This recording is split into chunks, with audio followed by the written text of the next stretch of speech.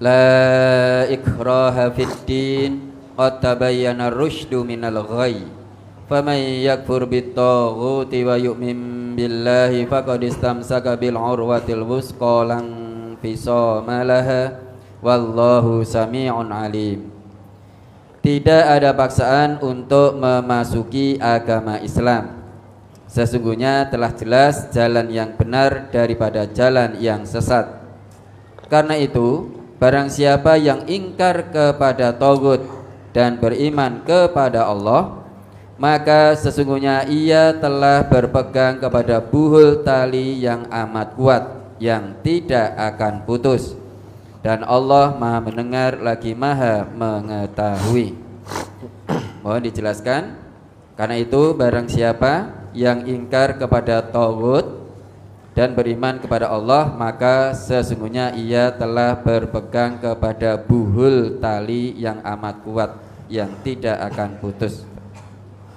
Apanya yang minta dijelaskan? Taghut, kemudian buhul tali yang amat kuat.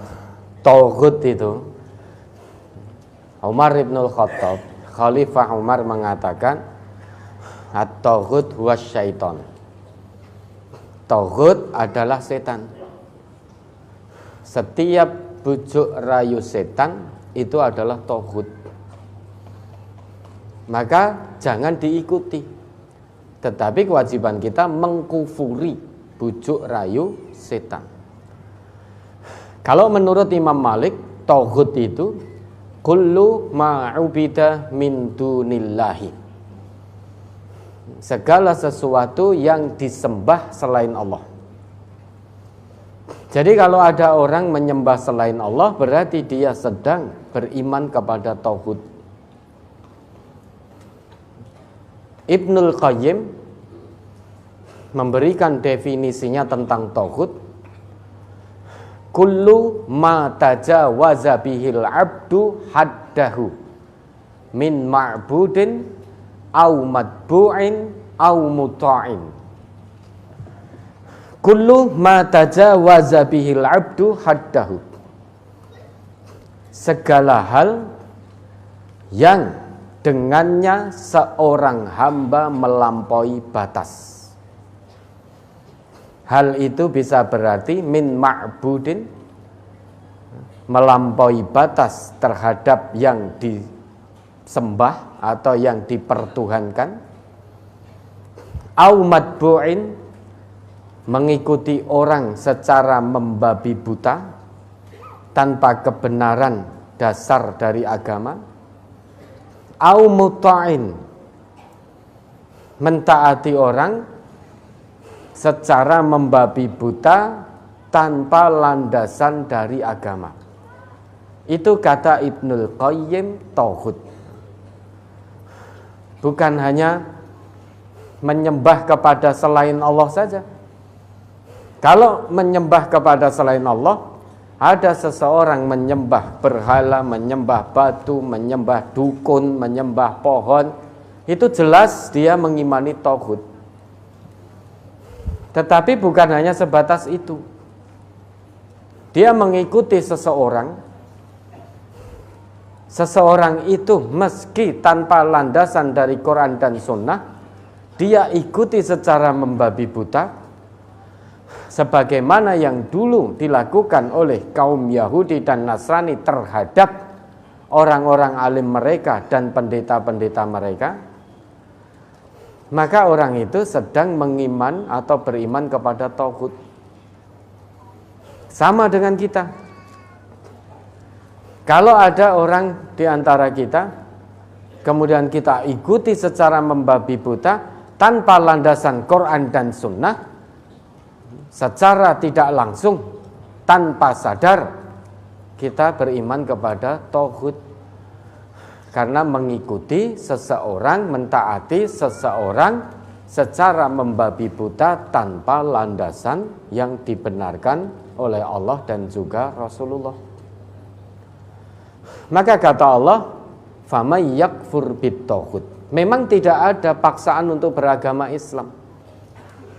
Tetapi bagi orang yang telah memilih Islam sebagai jalan hidupnya, kewajibannya dia harus kufur terhadap tauhid, baik itu bujuk rayu setan, baik itu sesembahan selain Allah, baik itu mengikuti seseorang dengan melampaui batas tanpa landasan dari agama, dari Quran dan dari sunnah, maka dia harus mengkufuri tauhid dengan 3 bentuknya tadi.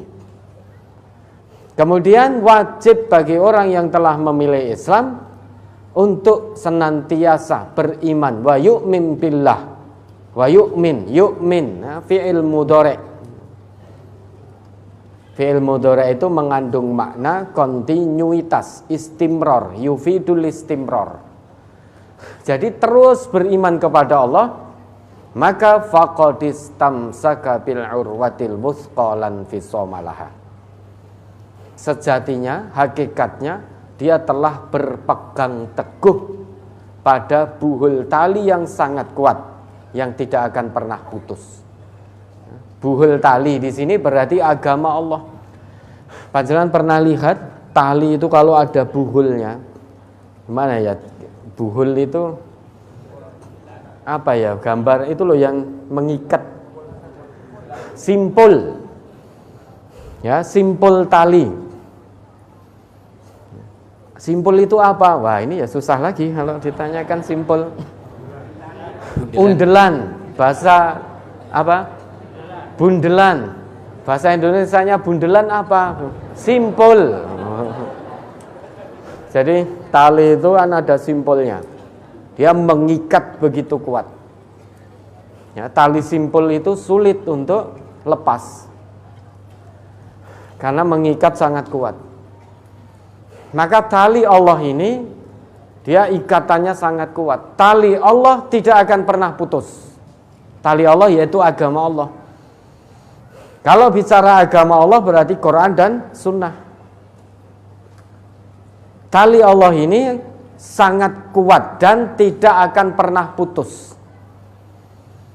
Yang memutus adalah orangnya sendiri yang berpegangan.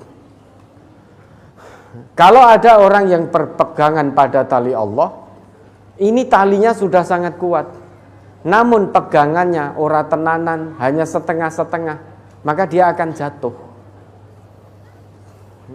Dia akan jatuh. Ibarat seseorang sedang berada di medan yang sulit, dia mau menyeberang sungai dengan tali yang dipancangkan, talinya sangat kuat. Dia pegangan nyebrang sungai, tapi kalau pegangannya tidak serius, dia jatuh ke bawah.